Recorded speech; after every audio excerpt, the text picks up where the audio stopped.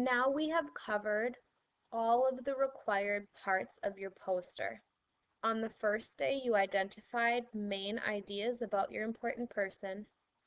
Then you found details, information, and facts that told more about your main ideas. Next, you identified at least 4 important dates and events in your person's life. Then you chose one text feature to include on your poster and took notes on it. Now you should be finishing up your project planning guide.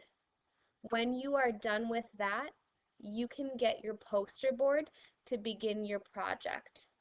However, if you are not done with your project planning guide, please talk to Mrs. Swerk to make a plan to finish it.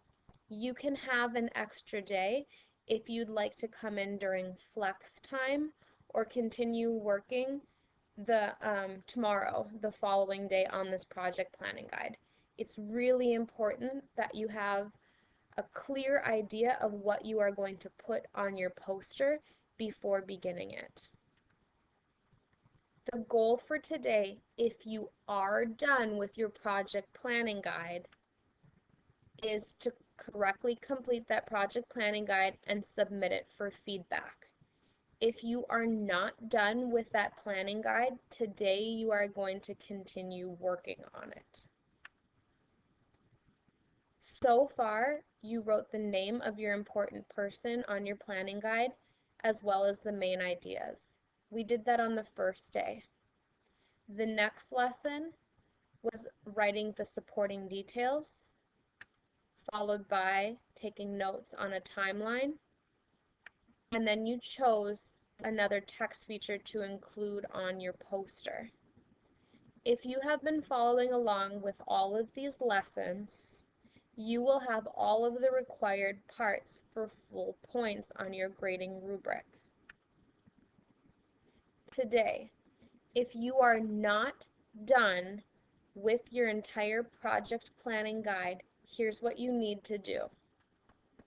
You need to continue working on it today instead of starting your poster. So keep working on your worksheet and finding the information. You can go back and watch the videos on Moodle to help you complete that packet. Flip your chart to yellow or red if you want support from Mrs. Swerk. And talk to Mrs. Swerk if you would like to come in during flex time for more help or just extra work time.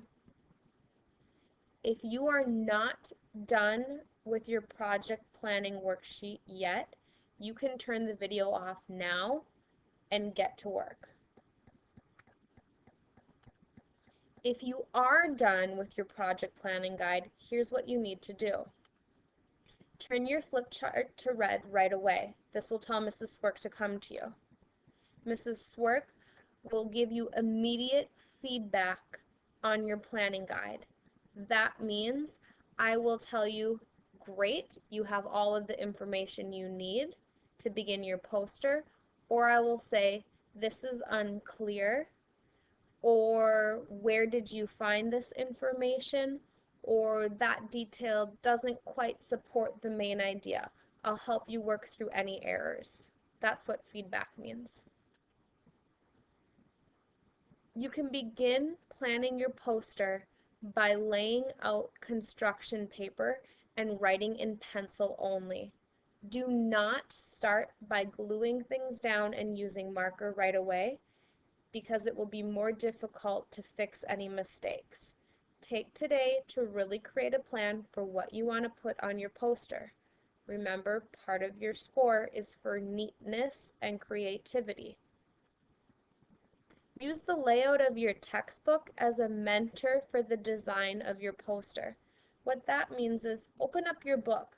Look how the author laid out the text, laid out the pictures, and other text features. It should be clear and easy for your eyes to look at. You want to do the same thing with your poster.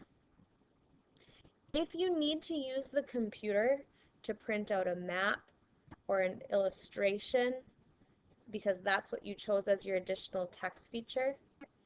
First, I am going to come to you and ask you what your plan is. So you will go to the computer with a purpose in mind. Go ahead and turn your flip chart to red now if you are totally done with your project planning guide. Mrs. Swark will come to you to give you feedback on it, and then you can begin your poster.